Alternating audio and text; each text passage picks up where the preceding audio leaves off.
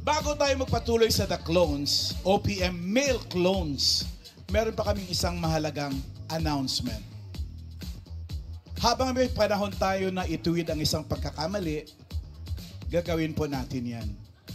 Higit ang aming pagpapahalaga sa desisyon ng mga judges noong Sabado, nung Grand Finals ng OPM Female. 7 mahuhusay at pinagpipitagang pangalan sa industriya ang pumili sa karapat-dapat na manalo noong Sabado. Based on judges' scores, ito po ang winners noong Sabado.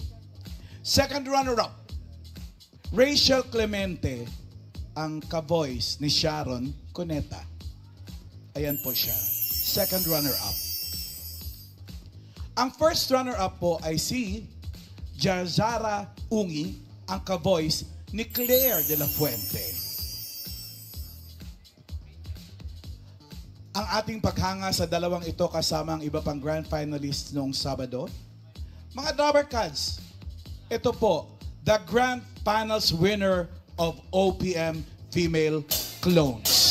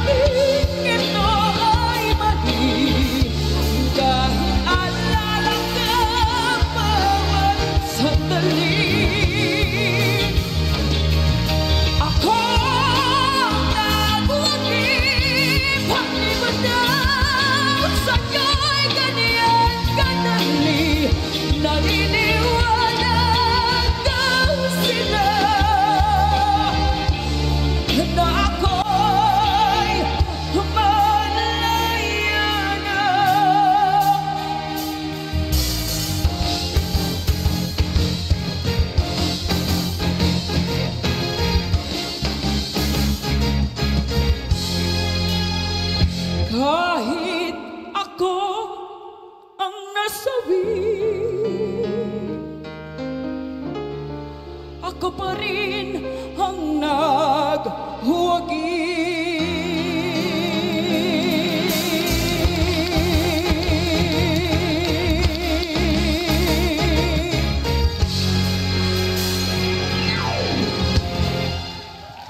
Mga Dabbercats!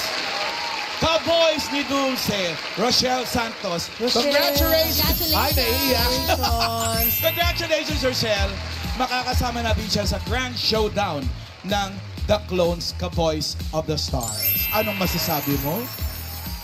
Thank you po. Umiyak na nga siya. Thank you po. Pwede naman tissue, please. Excited po ako dun sa, sa Grand Showdown po. Tsaka paghahandaan ko po talaga yun. Thank you po, TVJ. Thank you po. Iyan, paabot naman ng tissue. Ayan. Siya talaga nagwagi. Oo, siya talaga nagwagi. Pero nasawi dahil sa pagkakamali. Oo. Pero naitama ang pagkakamali. Pero naitama naman, Joy, yung pagkakamali. Yung sa Grand Showdown. Yun ang perfect. Na-correct natin naman with dignity and with honesty. Congrats, Rochelle. Palawa ka naman, Dabbercats! Female OPM Clones, Rochelle See you sa Grand Showdown. Thank you. Thank you, Rochelle. Doon ka muna. Ano ba talaga nangyari? Ang nangyari po kasi, Joe, noong Sabado, nagkapalit-palit ang mga pangalan sa cue card during the announcement of winners. Parang Steve Harvey na ano. Basta, humihingi kami ng paumanhin. Humihingi kami ng paumanhin at pangunawa sa mga contestants at sa mga Dabbercats na sumubaybay noong Sabado na apektuhan sa isang pagkakamali na hindi naman po sinasadya. Sino bang may gusto mangyari yun?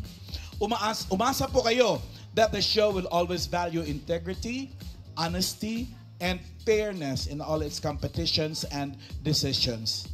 Gaya ng sinasabi lagi natin, tao lang, nagkakamali. Ang mahalaga, sa anumang larangan ng buhay, maitama natin ito at mas matuto pa araw-araw. True. Well said, well said. Yeah.